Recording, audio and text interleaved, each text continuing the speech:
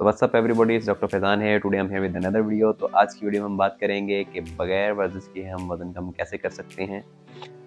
जैसा कि आप जानते हैं कि आजकल हमारी रूटीन या शेड्यूल इतना टाइट होता है कि हम एक्सरसाइज के लिए भी टाइम नहीं निकाल पाते, और लोग मोस्टली जो लोग हैं उनका मसला ये होता है कि हम रोज़ाना जिम नहीं जा सकते। ये बहुत मुश्किल काम है कि रोज़ाना हम एक प्रॉपर टाइम निकालें और जिम जा सकें।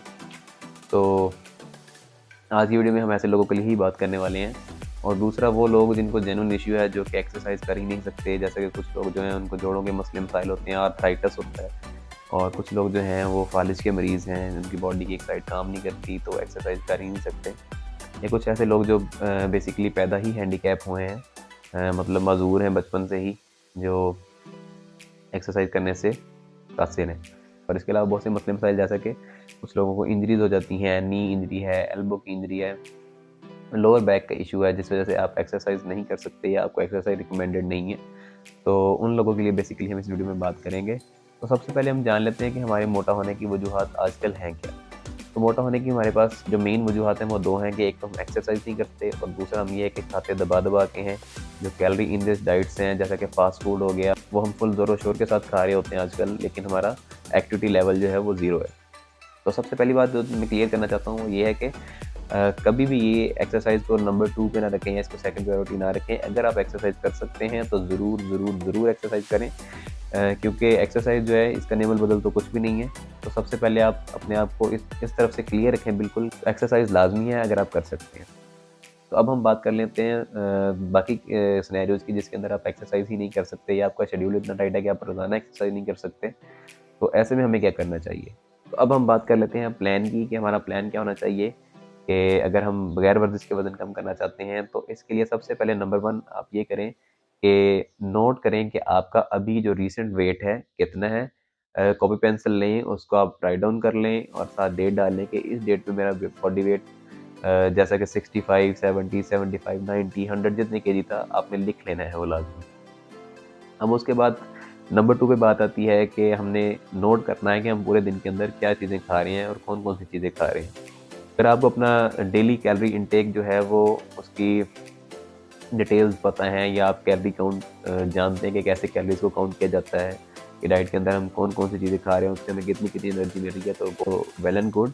और अगर आप नहीं भी जानते कि आपने कैलोरी कैलकुलेट कैसे करनी है, तो आप मोटा-मोटा हिसाब-किताब लगाएँ कि आप पूरे दिन के अंदर सुबह से लेकर शाम तक क्या-क्या चीज़ें खा रहे हैं, उसको राइट डाउन कर लें एक पेज के ऊपर।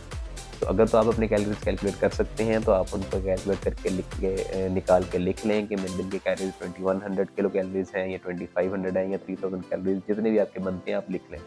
और फिर आप अपना बीएमआर, जिसे हम बेसल मेटाबॉलिक रेट कहते हैं, वो कैलकुलेट करें कि आपका कितना है। नॉर्मली आमतौर पे ये 1700 टू 1800 किलो कैलोरीज होता है नॉर्मल बंदे को लिए, लेकिन ये पर्सन टू पर्सन वेरी करता है। तो आप ये कैलकुलेट कर लें कि कितना है। अब बेसल मेटाबॉलिक रेट या बीएमआर है क्या, ये बेसिकली इसके बारे में थोड़ी सी इन्फॉर्मेशन दे देता हूँ कि जितने आपके बॉडी के इंटरनल ऑर्गन्स है, जो आपके बॉडी का अंदरूनी निज़ाम सारा चल रहा है, खून की सर्कुलेशन हो रही है, डिफरेंट ऑर्गन्स काम कर रहे हैं, जिगर काम कर रहा है, गुर्दे काम कर रहे हैं, फेफड़े काम कर रहे हैं, इन सबको काम करने के लिए भी कैलोरीज की ज़रूरत होती है, एनर्जी की ज़रूरत होती है। तो पूरे दिन के अंदर जितनी एनर्जी ये इस्तेमाल करते हैं उसको हम बीएमआर या बेसल मेटाबॉलिक रेट कहते हैं। सादा अल्फाज के अंदर अगर मैं कंसाइज करूँ तो ये बेसल मेटाबॉलिक रेट होता है। तो अब बात आ जाती है अपने प्लान को एग्जीक्यूट करने की, कि हमने जो प्लान किया है उसको एग्जीक्यूट कैसे करना है। और फिर उस एग्जीक्यूट करने के बाद आपने दोबारा से अपना वज़न नोट करना है 3 माह के बाद, और देखना कि आपका वज़न कितने पाउंड या कितने केजी कम हुआ है।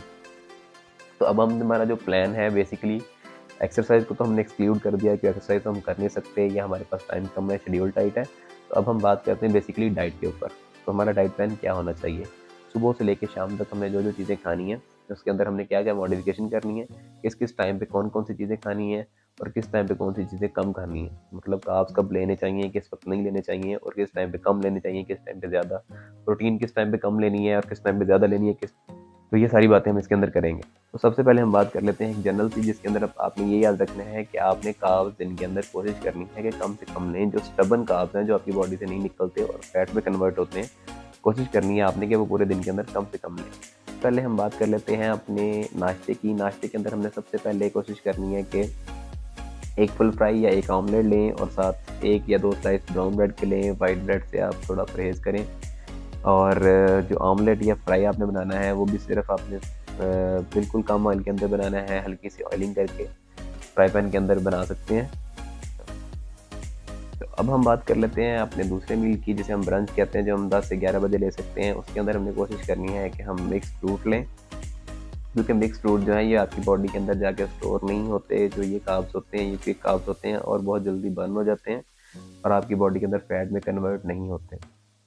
एक्टिविटी के साथ साथ ये कार्ब्स बर्न होना शुरू हो जाते हैं। तो अगला अब हमारा जो मील होगा, दोपहर का खाना जो लंच होगा 1 से 2 बजे के दरमियान हम लेंगे। उसके अंदर हमने कोशिश करनी है कि हम कार्ब्स इस्तेमाल करें।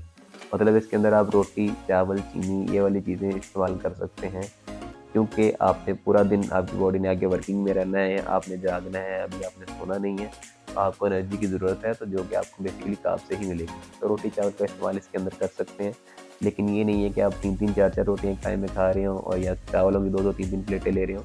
कोशिश करें एक आधी प्लेट चावलों की लें, हाफ प्लेट, और उसके ऊपर सैलेड लाजमी डालें आप। सैलेड के अंदर खीरा, गाजर, मूली ये वाली चीज़ें इस्तेमाल कर सकते हैं, या कोई भी जो उस टाइम पे सैलेड अवेलेबल हो।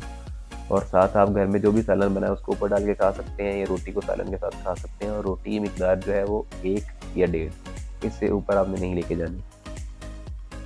अब बात कर लेते हैं अपने शाम 4 बजे के स्नैक की, जिसके अंदर आप एक हैंडफुल ऑफ नट्स ले सकते हैं, जिसके अंदर बादाम, पिस्ता, अखरोट, काजू ये वाली चीज़ें, चिलगोज़ा वगैरह आ जाता है, तो ये ले सकते हैं, जो कि आपको एक बैलेंस मिकदार के अंदर प्रोटीन और फैट्स मुहैया कर देंगे। अब बात कर लेते हैं अपने रात के खाने की डिनर, जो कि हम 7 से 8 के दरमियान करेंगे। तो कोशिश करें कि ये 7 से 8 के दरमियान ही करें, इससे लेट ना करें। और इसके अंदर आपने कोशिश करनी है कि बारबेक्यू और उसके साथ सलाद ले सकते हैं आप, जैसे कि बारबेक्यू के साथ अक्सर सलाद मिलता है बाहर से भी। तो बारबेक्यू के अंदर आप चिकन, बीफ या मटन, इसकी कोई सीख एक आध ले सकते हैं। और इसके साथ आपने कोशिश करनी है कि बारबेक्यू को भी आप घर पे ही बनाएं। बाहर से भी इस्तेमाल कर सकते हैं, लेकिन कोशिश करें कि ऑयलिंग कम करवाएं, ऑयल कम से कम लगवाएं। और इसके साथ आप सलाद का इस्तेमाल करें। और रात के खाने के अंदर आप फ़िश या चिकन या एग्स, और मेनली एग वाइट, इसका इस्तेमाल आप कर सकते हैं। और कोशिश करें कि रात के खाने के अंदर कार्ब्स कम से कम लें, क्योंकि इसके बाद आपने एक्टिविटी नहीं करनी और आपने सो जाना है। तो रोटी या चावल से रात के खाने के अंदर अवॉइड करें। उम्मीद है कि इस वीडियो से आपको काफ़ी हद तक इन्फॉर्मेशन मिल गई होगी कि आपने बगैर एक्सरसाइज के अगर वज़न कम करना है तो आपकी डाइट के अंदर क्या क्या मॉडिफिकेशन होनी चाहिए। मज़ीद ऐसी वीडियोज़ के लिए जुड़े रहिए, तब तक के लिए अल्लाह हाफ़िज़।